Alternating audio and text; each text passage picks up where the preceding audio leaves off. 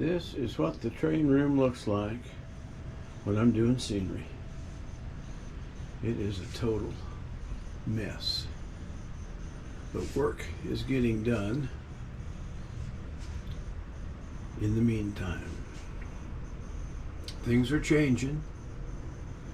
The old Des Moines Transfer Railway is gone. And the new Des Moines Subdivision of the Milwaukee Road is arriving and getting slowly put together. Like I say, it's a mess. It's a mess.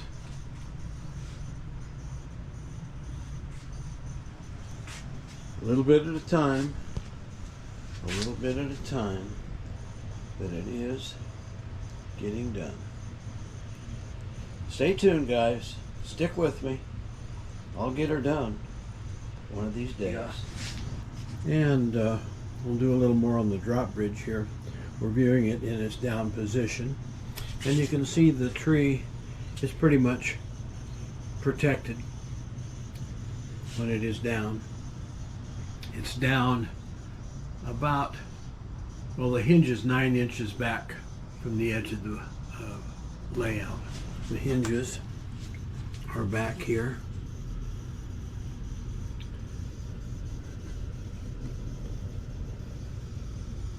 And you have all your wiring. And now, coming off the bus wire, we have our 2 wires that come down, and they go up through the cork road bed and are soldered to the track, and these just flex when it comes up and down. So that is the way the bridge works. It folds that way instead of on the edge of the layout. So there's a lot of advantages to it. It's a lot more work, but it's, to me, worth it. Well, I've not really given a view of the underside. We've got the outside ribs here of 2x2s, and then we've got the hinge boards, which are hard pine. They're aged about 50 years. They extend all the way across to the hinge. And then we've got 2x4s, gussets on there to strengthen the whole thing. The hinges are back here 9 inches. This is 1 foot from the end of the layout, and so the hinges are about 9 inches back, and it folds from that hinge point. And then you have your locking devices, and there's 2 of them, and they lock it into place. But that's basically it. It's a 1/2 inch plywood base. On top of that is 1/8 inch masonite for the riverbed, and then on top of that is the green foam, which gives me my landforms. And that's basically it. That's how it's constructed. Very simple. And it works nice because it drops the bridge back down out of the way so I can have scenery on top of it. So I hope that helps. This is my own homebred idea of how to build. It's 22 inches wide and 24 inches deep. So that's my entryway in and my drop bridge. Hope this helps. Thanks for watching. We're going to put in a little ballast here along the edge of the road, and I'll show you how I do that. I've got to get my glue. I just use this Mod Podge, dip it with a brush, and let's see here. Dip it full strength here, right along the edge,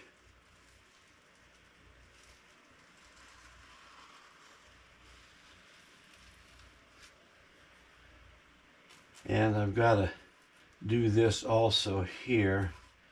I've got to get that ballast down in there. So we've got a base coat of glue down. Now I'm going to carefully sprinkle this mixture. I use artist sand. It's very fine and it's close to what should be for HO scale ballast size wise, and sprinkler in. Now here we're going to have to make it kind of heavy. But anyway, okay, so that covers that. Now we'll take a dry brush. I use makeup brushes, and we'll clear this off of the road itself.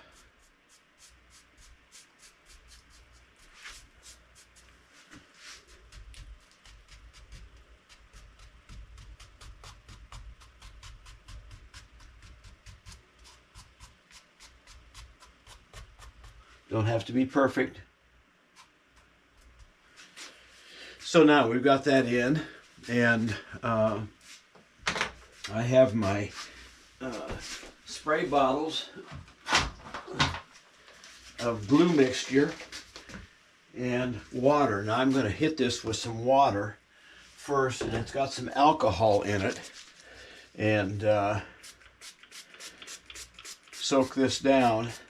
This will eliminate the surface retention, and now I'll hit it with the glue, and that's going to set that ballast permanently. Now I've got this little area right in here for ballast. I want it to go down that slope right there. Now we've got that. And the thing I like about this artist sand is it stays put. A lot of the, nothing against Woodland Scenics, but a lot of the Woodland Scenic stuff just floats away or blows away. And try not to mess with it as much as possible, like I'm doing. And when this sets, you can always come back over, add more, or chip some away, whatever. But anyway, that's how I do my ballast. The way I do my ballast on my track. Once you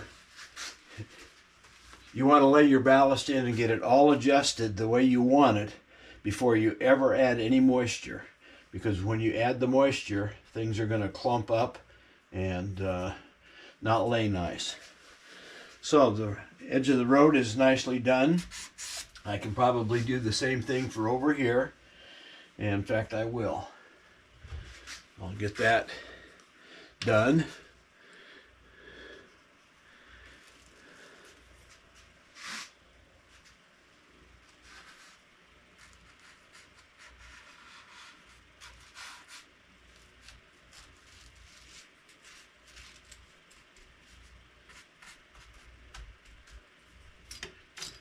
Car up there.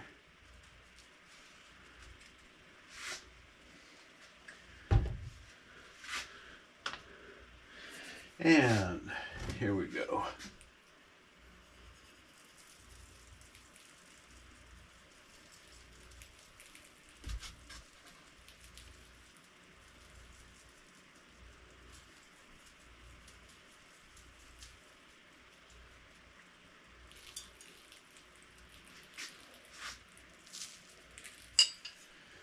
Okay, dry brush again. Let's see, where's that at? Over here.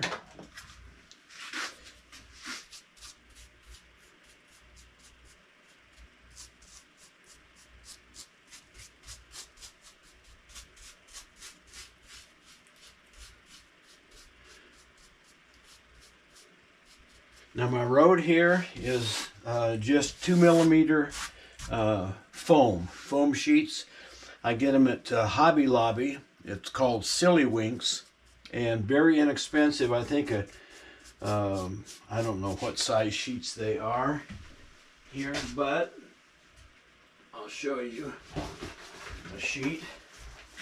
It's called Silly Winks, and it's 12 by 18 for 99 cents. It goes a long ways, And you just glue it down with white glue. I've got a video on it on how I do my crossings and so on. I've still got to do this and the other crossing down here. So I'm working my way down. But anyway, here's the other side of the road, and let's get our stuff here. We'll hit it with the water first. And like I say, this has got a little alcohol in it, breaks the surface tension, and a little bit of Dawn detergent. Now, with this, I will add some grass to continue this on here. But because of the drop-down bridge, you've got a crack here, and that's just, you're going to have to live with that. So, anyway, that is my method for doing that. Keep it simple. And now we're going to do some static grass. And you know, these bottles here, I buy this hairspray. It's cheap, and actually full strength hairspray right out of the bottle over the top of your stuff here will set it. And a lot of times I use that for glue to finalize everything. But when it's empty, I use them for my spray. This has got glue in it and just a touch of detergent in it. But when I store it upside down, because if you don't, it plugs up the spout and it's no good. You have to clean it out. So just a little tip there. Okay, now with the static grass, I've made my own static grass spreader, and very simple. But anyway, I just poke it into the side of the thing here and hook my ground clip to it.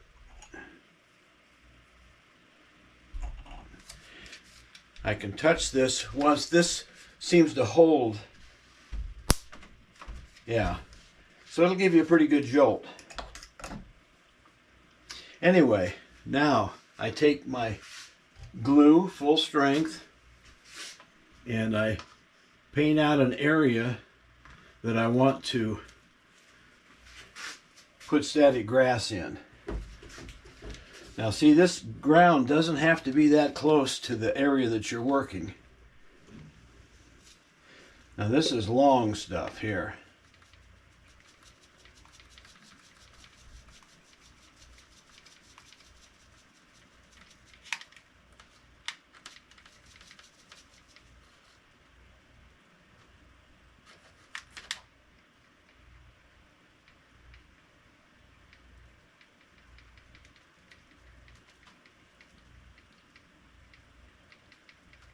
I usually do full strength glue for my areas.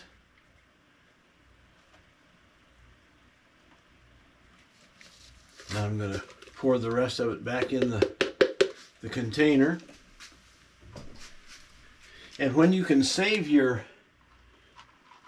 grass in the vacuum cleaner, it goes a long ways. But like I said, I lost my sock that catches everything, and well, this grass stands up so nice.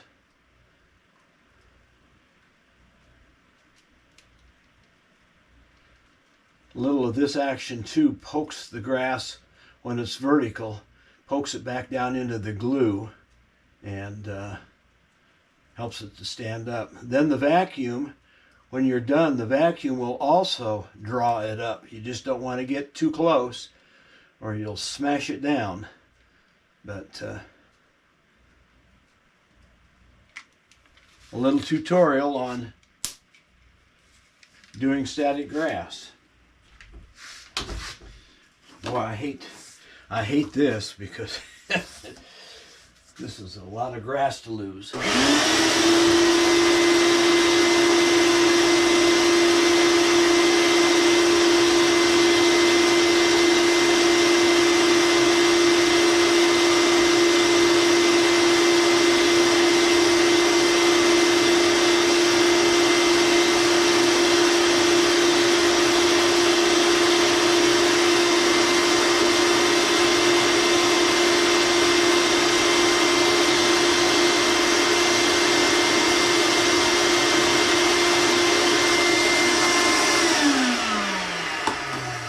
Kind of like combing your hair. You can watch it move when you vacuum it, and you can just control it with that vacuum. It stands up so nice and tall. But anyway, that's how I do static grass, ground cover, whatever. I use Mod Podge or just plain old Elmer's white glue, and any of it.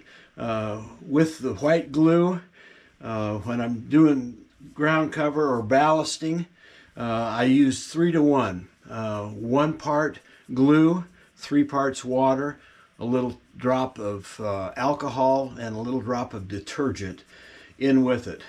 Mix it all well, and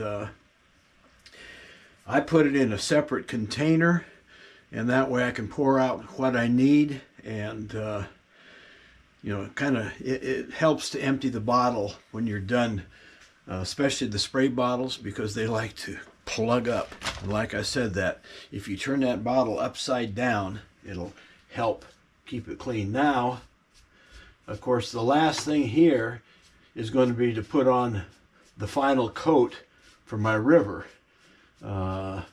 This is just paint, and so my river will get covered after I get everything done, so I don't have to worry about getting stuff in it. I varnish.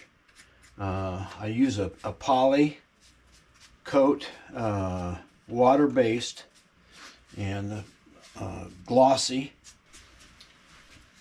Polyurethane, fast-drying, clear gloss, and if I'm not mistaken, this is water-soluble. But anyway, that's what I use. I used to use just plain Mod Podge. It'll do the very same thing, but this is harder. This dries rock hard. This here dries out, it goes on white, dries clear, but then a couple days later you need to spray it down with a clear gloss cover, because it's not that hard to finish. But this here will finish it off nice, and it's very hard service. So anyway, that's just, I hope you can follow my jabbering, blabbering. Anyway, so that's what I'm working on, is this drop bridge. It takes time, and take your time, and good luck.